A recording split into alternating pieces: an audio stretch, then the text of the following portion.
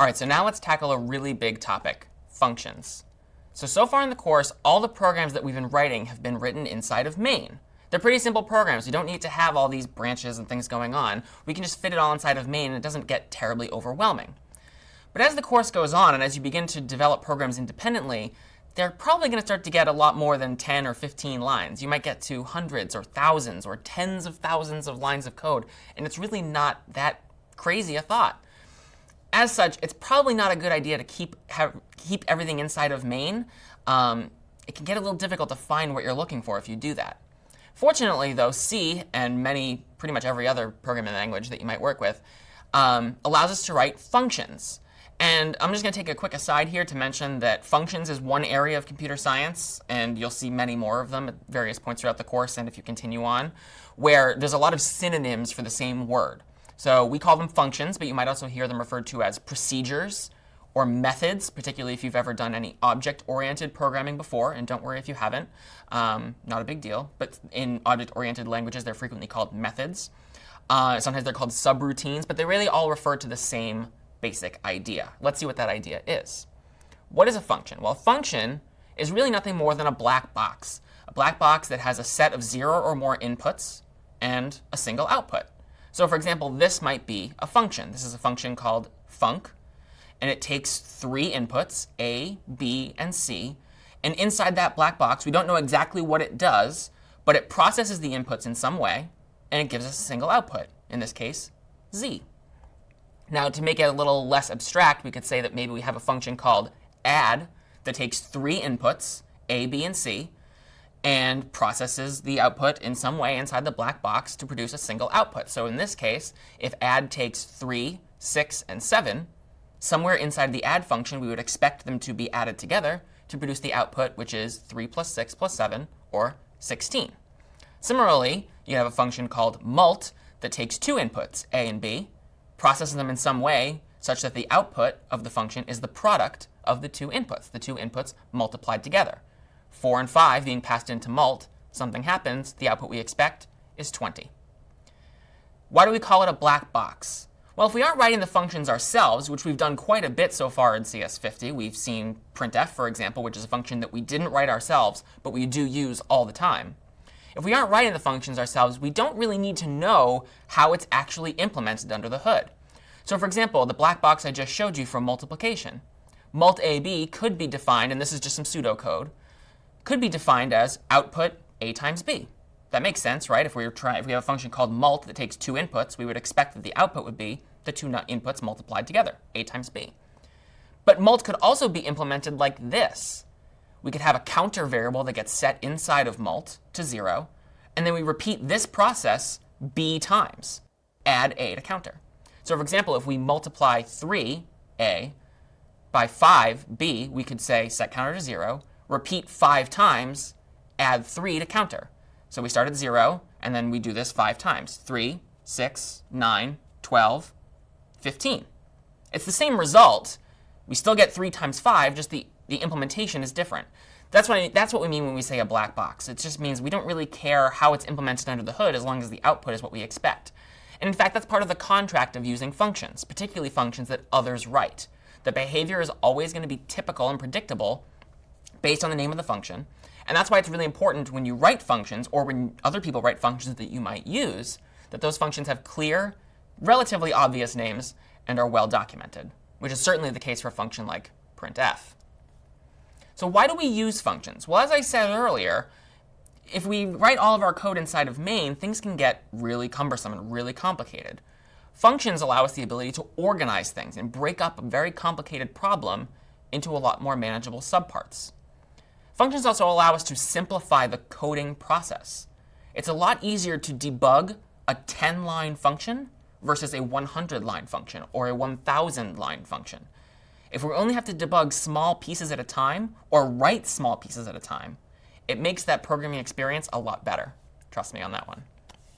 Lastly, if we write functions, we can reuse those various parts. Functions can be recycled, and they can be used in one program or another. You've already written the function. All you need to do is tell that program where to find that function. We've been recycling and using printf for over 40 years, but it was only written one time. It's pretty useful, right? All right. So functions are great. We know that. Now let's start writing them. Let's start getting them into our programs. In order to do that, the first thing we need to do is declare the function. When you declare a function, what you're basically doing is telling the compiler, hey, just so you know, I am going to be writing a function later on, and here's what it's going to look like. The reason for this is because compilers can do some weird things if they see a set of symbols that they're not familiar with. So we just give the compiler a heads up. I'm creating a function, and it's going to do this. Function declarations generally, if you're organizing your code in a way that others will be able to understand and make use of, you generally want to put all of your function declarations at the very top of your code, right before you start writing main even. And conveniently, there's a very standard form that every function declaration follows. They all pretty much look like this. There are 3 parts to a function declaration: return type, name, and argument list. Now, the return type is what kind of variable the function will output. So for example, if we think back a minute ago to the multiplying 2 numbers function, what do we expect if we multiply an integer by an integer, the output will be? Probably an integer, right? Multiplying 2 integers together, you get an integer. So the return type of that function would be int. Name is what you want to call your function. This is probably the least important part of the function declaration in terms of functionality, but it's actually probably one of the most important parts of the function declaration in terms of knowing what the function actually does. If you name your function f or g or h or mystery or something like that, you're probably going to get a little tripped up trying to remember what those functions do. So it's important to give your functions meaningful names. Lastly, argument list is the comma-separated list of all the inputs to your function, each of which has a type and a name. So not only do you have to specify what type of variable the function will output, you also want to specify what type and types of variables the function will be accepting as inputs. So let's do an example here. Let's just take a look at a more concrete one. So here's an example of a function declaration for a function that would add 2 integers together. The sum of 2 integers is going to be an integer as well, as we just discussed. And so the return type here in green would be int. That just tells us that add 2 ints is going to, at the end of the day, output or spit back out to us an integer. Given what this function does, we want to give it a meaningful name. Add 2 ints seems appropriate, considering we're taking 2 integers as inputs and hopefully adding them together. It might be a bit of a cumbersome name, and frankly, this function is probably not necessary since we have the addition operator, if you recall from our discussion of operators previously. But let's just say for the sake of argument that this function is useful, and so we'll call it add 2 ints. Lastly, this function takes 2 inputs, each of which is an integer. So we have this comma-separated list of inputs. Now, we generally want to give a name to each of them so that they can be used within the function. The names aren't terribly important in this case. We don't necessarily, have any meaning attached to them. So we can just call them A and B. That's totally fine. If, however, you find yourself in a situation where the names of the variables might actually be important, you might want to call them something other than A and B to give them something more symbolically meaningful. But in this case, we don't really know anything else about the function. We just want to add 2 integers. So we'll just call those integers A and B. All right, so that's one example. Why don't you take a second to think about this one? How would we write a function declaration for a function that multiplies 2 floating point numbers? Do you remember what a floating point number is? What would this function declaration look like? I'd actually recommend that you pause the video here and take, however much time you need, really. Think about what this function declaration would be. What would the return type be? What would the meaningful name be? What would the inputs be? So why don't you pause the video here and write up a function declaration for a function that would multiply 2 floating point numbers together. All right, hopefully you pause the video. So let's take a look at an example of one possible declaration. Float mult 2 reals, float x, float y. The product of 2 floating point numbers, which recall are how we represent real numbers or numbers with decimal values in C, is going to be a floating point number. When you multiply a decimal by a decimal, you're probably going to get a decimal.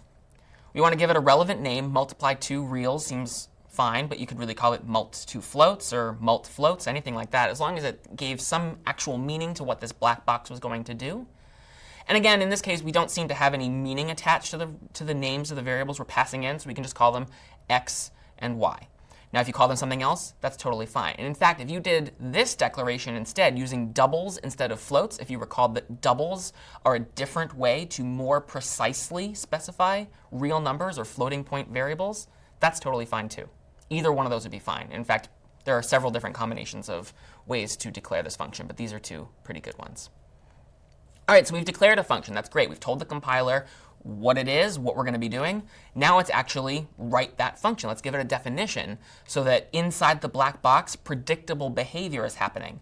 And in fact, we are multiplying two real numbers together, or adding numbers together, or doing whatever it is that we asked our function to do. So in fact, let's try and define multiply two reals, which we just talked about a second ago. Now, the beginning of a function definition looks almost exactly the same as a function declaration. And I have both of them here. At the top is the function declaration. Type, name, comma separated argument list, semicolon. The semicolon indicates that that is a function declaration. The beginning of the function definition looks almost exactly the same. Type, name, comma separated argument list, no semicolon, open curly brace. The open curly brace, just as we've been doing with main, means that we are now beginning to define what happens inside the black box that we have decided to call mult2reals. Here's one way to implement it. We could declare a new variable of type float called product and assign that variable to the value x times y, and then return product. What does return mean here? Well, return is the way we indicate that's how we're passing the output back out. So return something is the same as this is the output of the black box. So that's how you do it. Here's another way to implement it. We could just return x times y. X is a float, y is a float, so x times y is also a float. We don't even need to create another variable. So that's a different way to implement the exact same black box. Now take a moment, pause the video again, and try and define add2ints, which is the other function that we talked about a moment ago. Again, here I've put the function declaration, ends with a semicolon, and an open curly brace and a closed curly brace to indicate where we will fill in the contents of add2ints so that we define the predictable behavior inside the black box. So pause the video and take as much time as you need to try and define an implementation of add2ints such that when the function outputs a value, it does in fact return the sum of the two inputs. So just like the previous example, there are several different ways that you could implement add2ints. Here's one, and here in orange I've just had some comments. I've just added some comments to indicate what's happening on each line of code. So I declare a variable called sum of type int. I say sum equals a plus b. That's where I'm actually doing the work of adding a and b together. And I return sum. And that makes sense because sum is a variable of type int, right? And what's the data type that this function tells me it's going to output? Int. So I'm returning sum, which is an integer variable. And that makes sense given what we've declared and defined our function to do.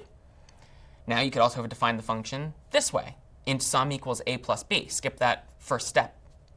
And then return sum.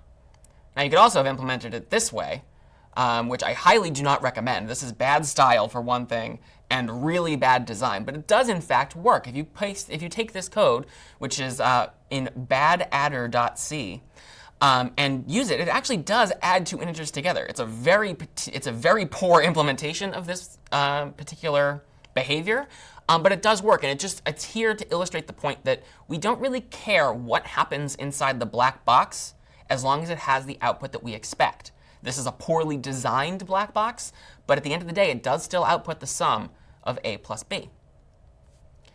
All right, so we've declared functions and we've defined functions, so that's really good. Now let's start to use the functions that we've declared and we've defined.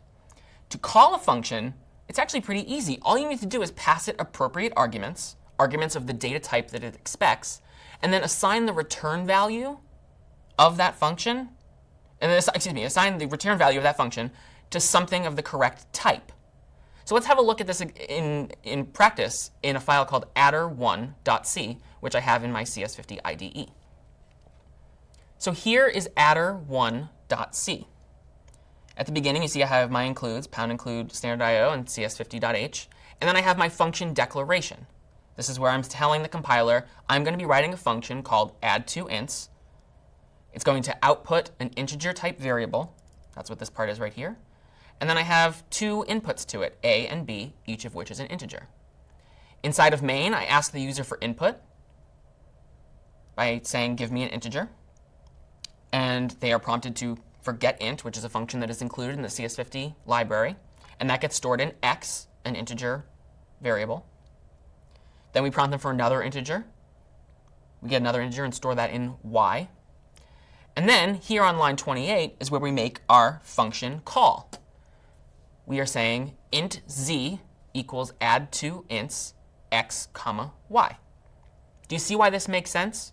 X is an integer type variable, and y is an integer type variable. So that's good. That makes sense with what our function declaration on line 17 looks like. The comma-separated input list expects two integers, a and b in that case. We can call them whatever we want. It just expects two integers. And x is an integer, and y is an integer. So that works. And we know that that function is going to output an integer as well. And so we are storing the output of the function add two ints in an integer type variable, which we're calling z. And then we can say the sum of %i and %i is %i. X, y, and z, respectively, filling in those %i's. What does the definition of add two ints look like? Well, it's pretty simple. It's one of the ones we just saw a second ago. Int sum equals a plus b, return sum. Does this work? Well, let's save the file. And then down here in my terminal, I'm going to make adder1. I'm going to clear my screen, and I'm going to zoom in because I know it's a little difficult to see.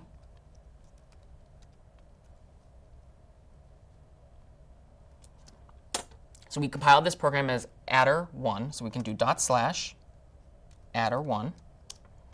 Give me an integer, 10. Give me another integer, 20. The sum of 10 and 20 is 30. So we made a successful function call. We can run the function again. -10, 17. The sum of -10 and 17 is 7. This function works. It has the behavior that we expect it to. And so we've made a successful function definition, declaration, and a successful function call. A couple miscellaneous points about functions before we conclude this section. Recall from our discussion of data types previously that functions can sometimes take no inputs. If that's the case, we declare the function as having a void argument list. Do you recall what the most common function we've seen so far that takes a void argument list is? It's main. Recall also that functions sometimes don't actually have an output. In that case, we declare the function as having a void return type. Let's conclude this section by tackling a practice problem. So here's the problem laid out. I want you to write a function called valid triangle. What this function should do is take three real numbers that represent the lengths of the three sides of a triangle as its parameters, or its arguments, or its inputs, another set of synonyms that you might encounter. This function should either output true or false, depending on whether those three lengths are capable of making a triangle. Do you remember the data type that we used to indicate true or false? Now, how do you implement this? Well, know there are a couple of rules regarding triangles that are actually useful to know. A triangle can only have sides with positive length. That makes sense. You're probably saying, duh. The other thing to note, though, is that the sum of the lengths of any two sides of the triangle has to be greater than the length of the third side. That's actually true. You can't have a triangle of sides 1, 2, and 4, for example, because 1 plus 2 is not greater than 4. So those are the rules that determine whether or not the three inputs can conceivably form a triangle. So take a couple of minutes and declare and then define this function called valid triangle, such that it actually has the behavior specified here. It will output true if those three sides are capable of comprising a triangle, and false otherwise. Ready to see how you did? Here's one implementation of valid triangle. It's not the only one. Yours might vary slightly. But this one does, in fact, have the behavior that we expect. We declare our function at the very top, bool valid triangle, float x, float y, float z. So again, this function takes three real numbers as its arguments, floating point value variables, and outputs a true or false value, which is a Boolean, recall. So that's why the return type is bool. Then we define the function. First thing we do is check to make sure that all of the sides are positive. If x is less than or equal to 0, or if y is less than or equal to 0, or if z is less than or equal to 0, that can't possibly be a triangle. They don't have positive sides. And so we can return false in that situation. Next, we check to make sure that every pair of the inputs is greater than the third one. So if x plus y is less than or equal to z, or if x plus z is less than or equal to y, or if y plus z is less than or equal to x, that also can't be a valid triangle. So we return false again. Assuming we passed both of the checks, though, then we can return true, because those three sides are capable of creating a valid triangle. And that's it. You've now declared and defined, and you may be able to now use and call this function. Great job. I'm Doug Lloyd. This is CS50.